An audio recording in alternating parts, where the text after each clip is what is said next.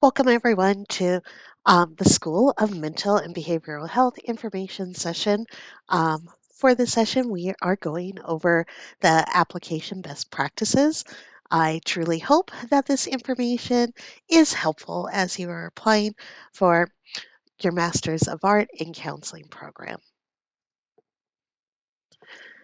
So, Regis University is a Jesuit university, and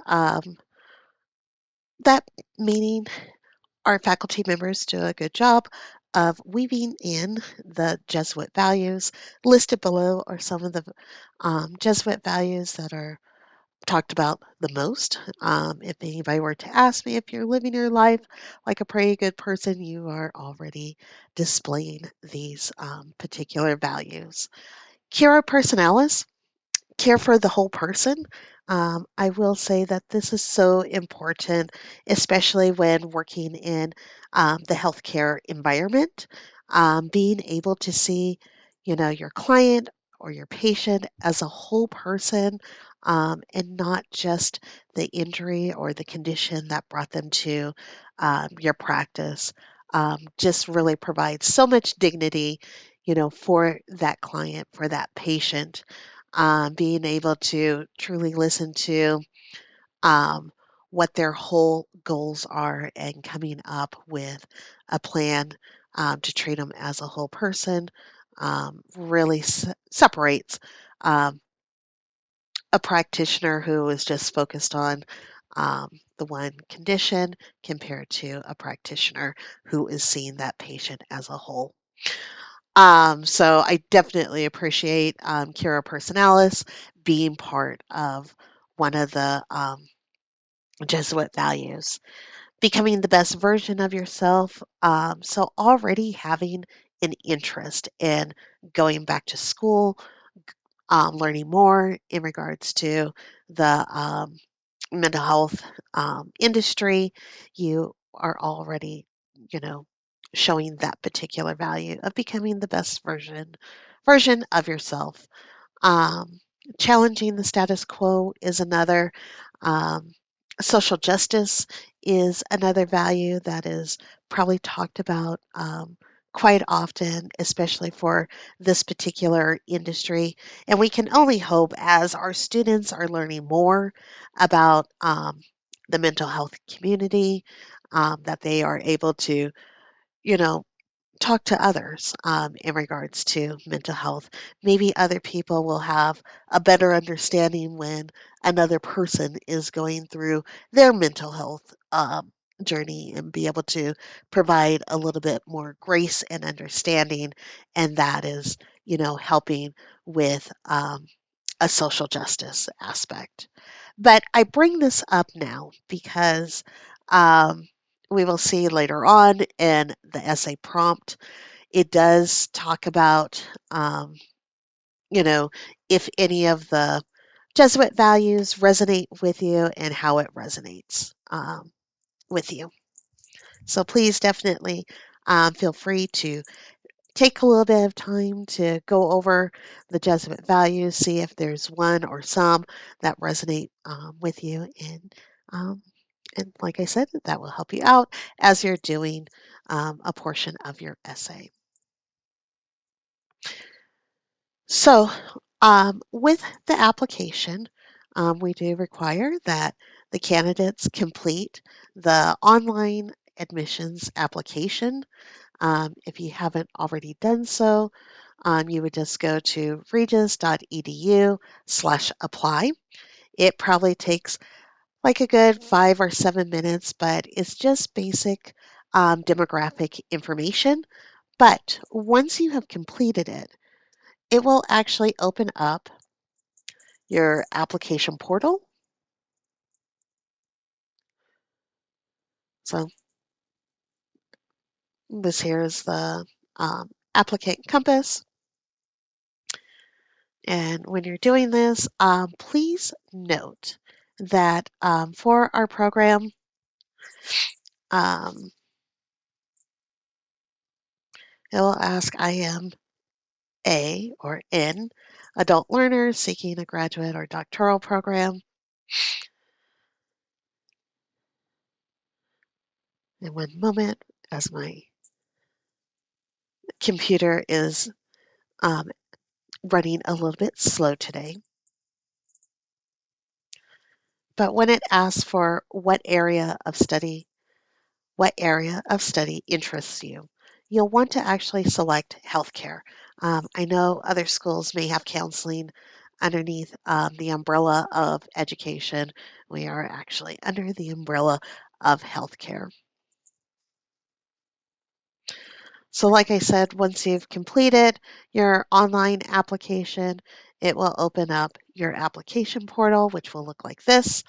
Um, I love this portal just because it does have all of the essential information one would need.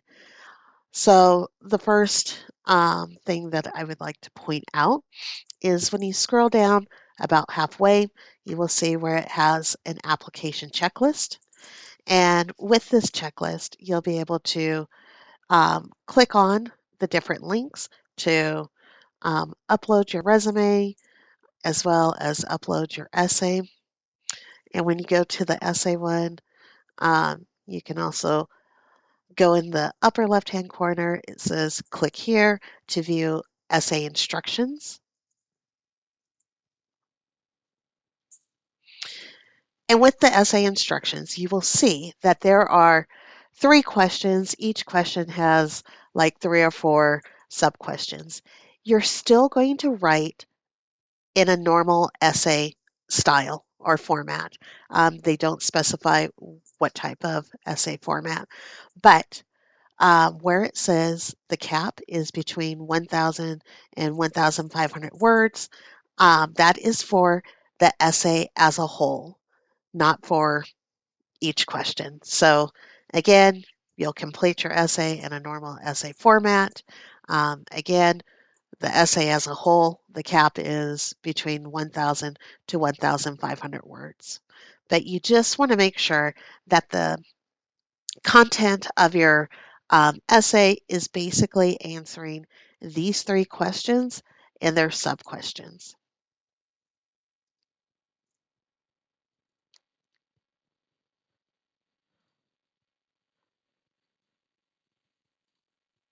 Okay. Let's see here. So we just talked about um, the essay. And the other thing in regards to um, the essay, you'll want to make sure that you're being your true, authentic self.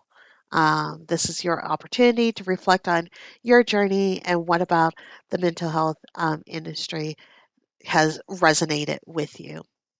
Um, Again, make sure that you read through the prompts, making sure that your essay is um, answering the 3 questions and the sub questions.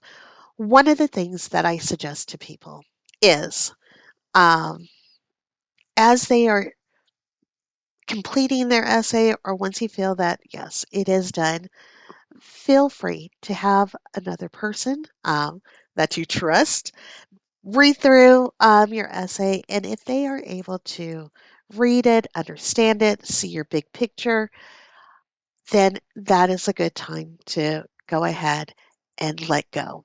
So, as you can see, I have little Elsa and her song, Let It Go, and just trust that, yes, your essay is good to go. I can definitely appreciate our candidates wanting to make sure that they are putting their best foot forward and representing themselves fully in their essays. But again, please know that come the deadline date, all required items are um, supposed to be turned in by the deadline date. And I just want to make sure that everyone has all of their required items in, including their essay.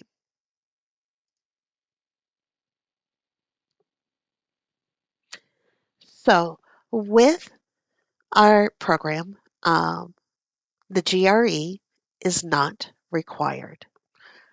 What our faculty and academic review committee um, accept GPA wise or they ask that the candidate's GPA be 2.90 and above.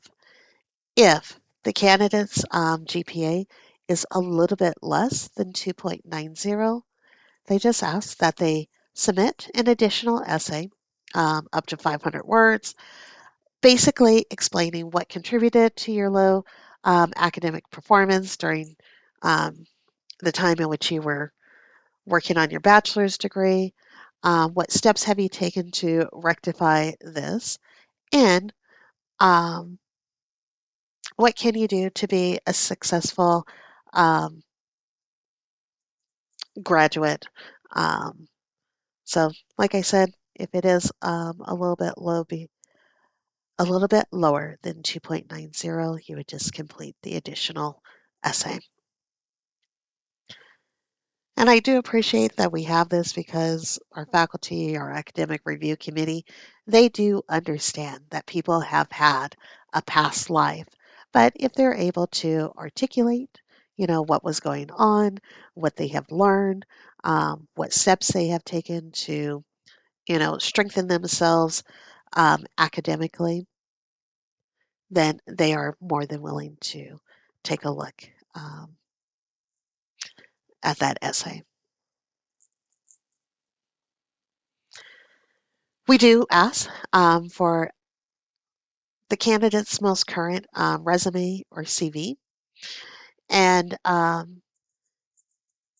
would say if there is anything that you have done either with work or with your schooling, or even if you've done volunteer work, that is reflective of counseling, coaching, mentoring, teaching others. Really talk up those particular experiences. Um, One of our current students, and I use her scenario quite often. Um, so her parents told her they would pay for her bachelor's degree if she majored in geology because both of them were geologists. So that's what she did. But every summer, she would volunteer with an organization that would take junior high and high school young ladies out into the wilderness. They would do activities, and then every evening they would have a debriefing session. So it allowed her that opportunity to, you know, have like a teaching moment during the day, and then also having like a mentoring, coaching aspect in the evenings. And so that is what she talked about or highlighted in her resume. She also talked about it in her essay as well, but it did help um, to show that she's had the opportunity to experience a little bit in the counseling industry, even though her major was geology. I know that we've had other folks that may have had a different educational path or a different work path, but maybe through work, maybe some people have had the opportunity to be a teacher, or maybe part of their um, job require them to help train new employees. But like I said, if there is that opportunity where um, either through work, schooling, volunteering, if you have the opportunity to coach, counsel, mentor, um, counsel others, I may have repeated myself, then feel free to talk about that um, in your resume.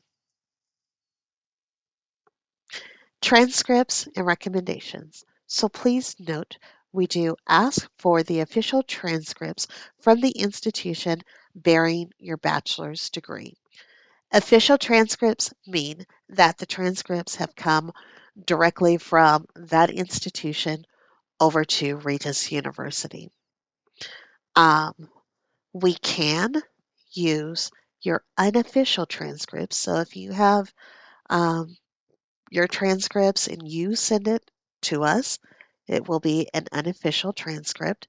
It can be used as a placeholder in order for our academic review committee to evaluate um, all of your required documents. But if you are accepted into the program, please note that we will need the official transcripts from the institution bearing your bachelor's degree sent directly over to Regis University.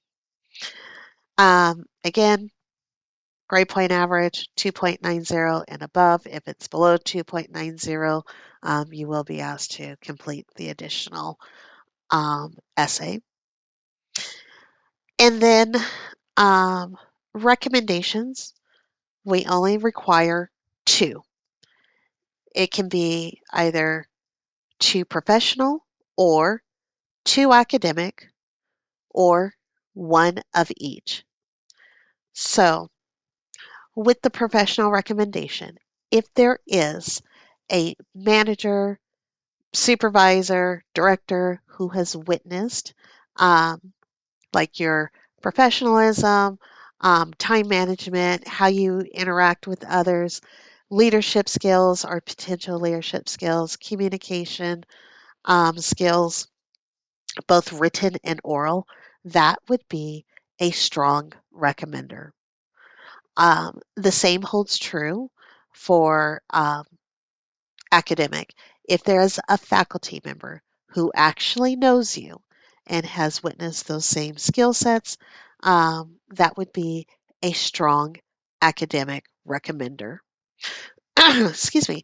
I know that we do have some candidates who may own their own business. You can have, if you have like a business partner or um, a client, they too can also be a professional recommender.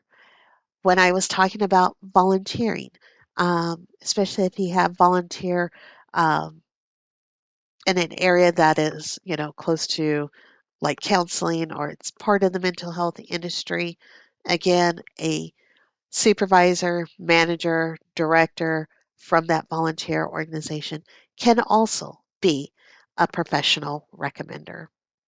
And I'm going to back out of my PowerPoint. Um, I believe I have the characteristics that I um, had talked about. So, what they're looking, actually, I'm going to back up a little bit. When you're in um, your application portal, you will see on the application checklist, it will say recommendation one, recommendation two. You would just click on the recommendation, click here to provide the name of your recommenders, and you would just type in um, their contact information. You would hit save and send, and your recommenders will receive an email. And in that email, it will be an electronic Likert um, survey style form. So it will look similar to this. And the top portion of that electronic form, um, they will need to bubble in or select the appropriate bubble that best describe your skills. So communication skills, interpersonal relations, professionalism, critical thinking, leadership or potential leadership, resourcefulness, flexibility and adaptability, self initiative. And they'll rank it as far as if they feel that you're in the top 5%, top 10%, average, so on and so forth. There will also be, I think it's like 4 questions that they'll need to answer. So, what do you consider to be the applicant's primary strengths? What do you consider to be the applicant's areas for development and growth? Please make any additional comments about the applicants' potential as a student at Regis University. They will also need to check if they please indicate your overall recommendation for this applicant for admissions. If they highly recommend with reservation, so on and so forth. And then they're also asked how they would assess the quality of the applicant's writing, as well as how do you think the applicant will perform in a graduate program that has a strong emphasis on one's graduate written ability. So this electronic survey style form is what our academic review committee will primarily accept. It is part of their rubric as they are evaluating the candidates' required documents. And please let your recommenders know that. If they would like to do like a free form written recommendation in addition to the electronic form, they can do that and they'll have the opportunity to upload that particular recommendation.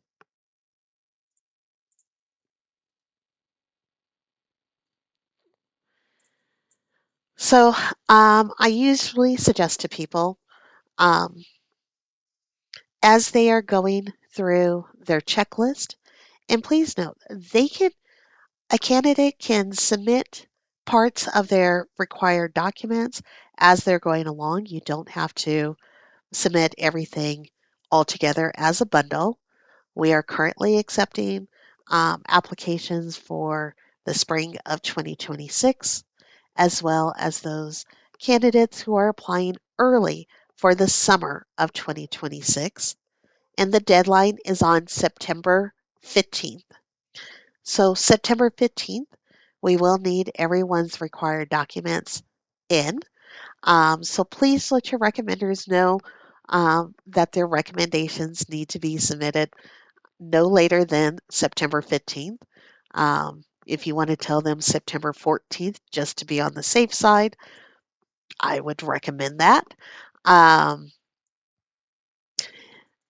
but I usually tell folks start thinking about your recommenders, reach out to them first. So that way it's giving them adequate time to complete your recommendation. With it being the electronic survey style form, it definitely saves them time because now they know exactly what it is the school is looking um, to see from their recommendation. Um, the other thing is with the transcripts, request your transcripts sooner rather than later just to have it done and checked off.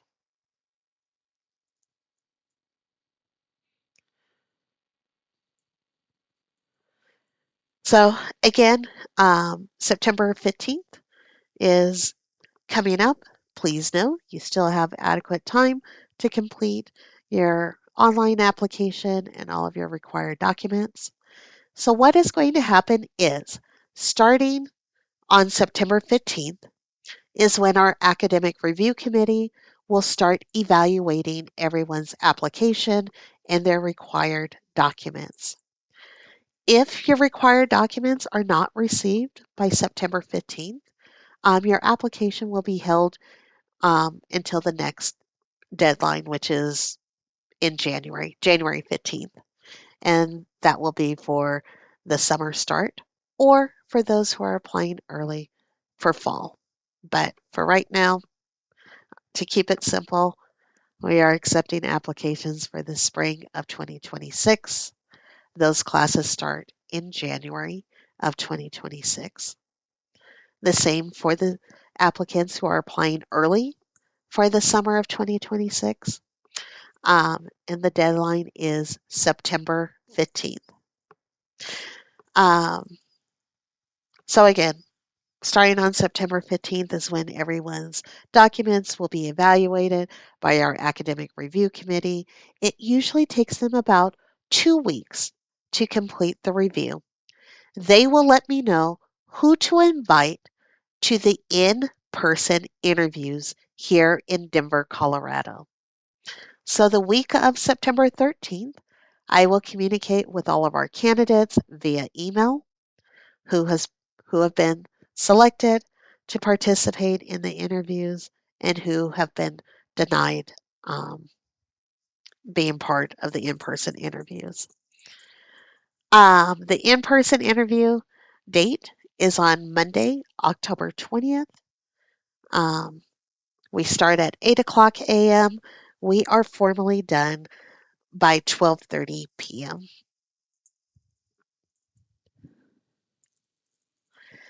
So the in-person interviews will take place at our Northwest campus.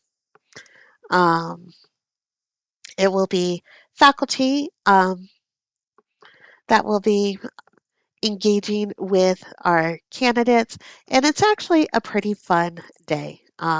I think our faculty members enjoy it just as much as our candidates because they truly do like having the opportunity to really get to know our candidates, be able to engage with them, and to also it's also a good time for our candidates to be able to get to know our faculty better, our staff better, um, our Northwest campus a little bit better.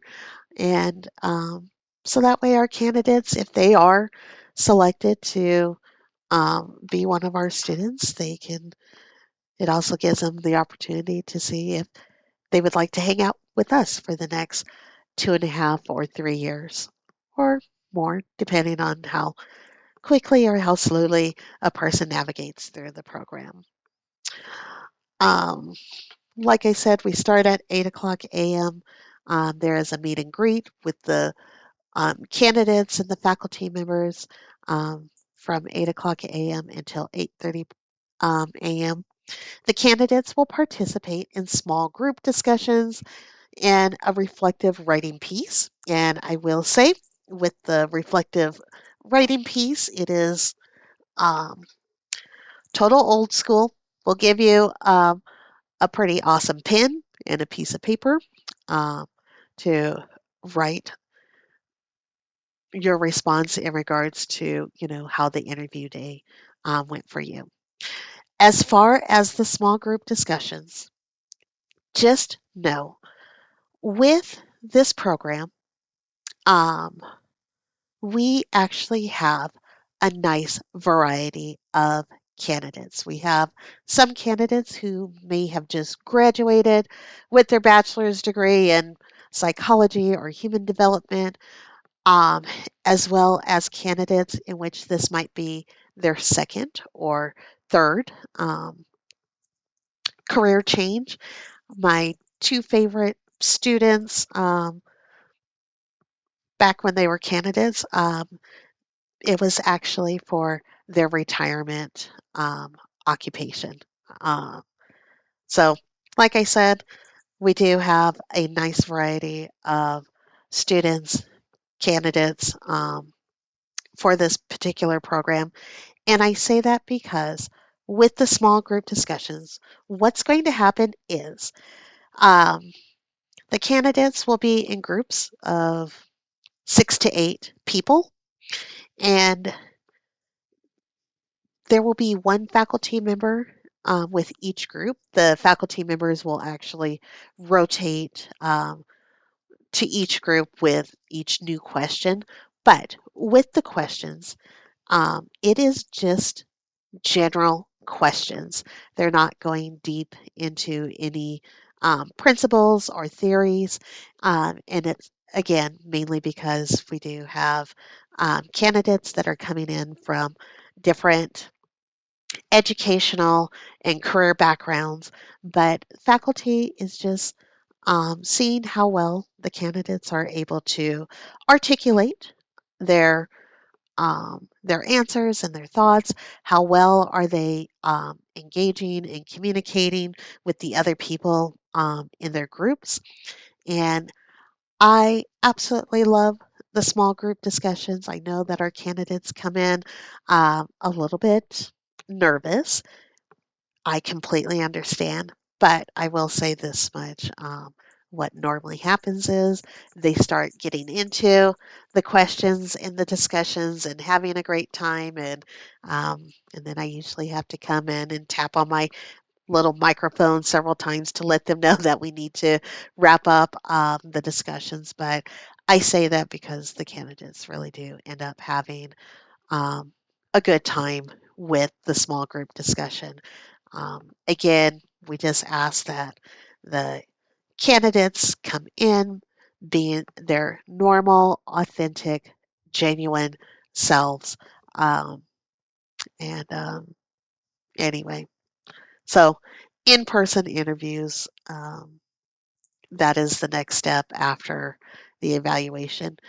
There are two optional campus tours, one of the Northwest campus, and that is basically so that way our candidates know that they have access to all of the amenities on the Northwest campus when they are accepted as a student. And then there is also a tour of our Thornton campus. The Thornton campus is where our counseling students primarily report to for both um, their classes and also when they are participating in their practicums. The practicums are when the students take everything that they've learned from the classroom and they are using that information to navigate their own counseling sessions with real live clients.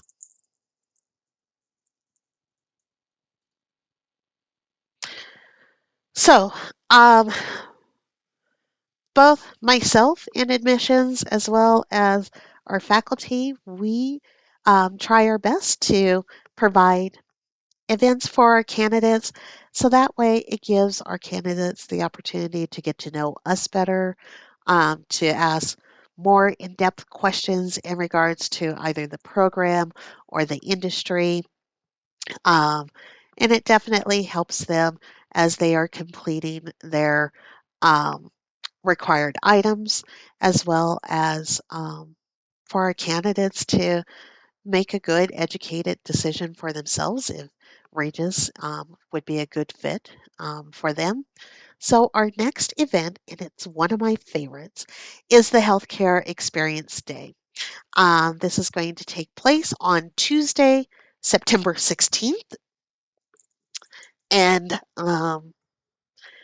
I like this because it's a little bit more than just our normal campus tour. It's because faculty has also developed a hands on experience. That way, it gives our candidates an opportunity to kind of have a better sense, a better feel of what it could be like being a student in the classroom. But, um, but yeah, so Healthcare Experience Day. If you haven't had the opportunity to sign up for it, I would suggest doing it. Like I said, it's a little bit of a campus tour, a little bit of a program, information overview, as well as being able to do the hands-on experience. Starts at 5:30 p.m. It goes until 7:30 p.m. If you're running a little bit late, that's totally fine. You can still, come to the experience and join in. And then that is my contact information. Please feel free to reach out if you have any questions or if I can be of any assistance. My phone number is 303 964 6221. My email address is awilliams039 at regis.edu. Thank you so much for taking the time to go through this recording. I truly hope that it is helpful. And I also look forward to hopefully seeing you um, at the in person interviews. But like I said, or also the Healthcare Experience Day. But again, please feel free to reach out if you have any questions. Thank you.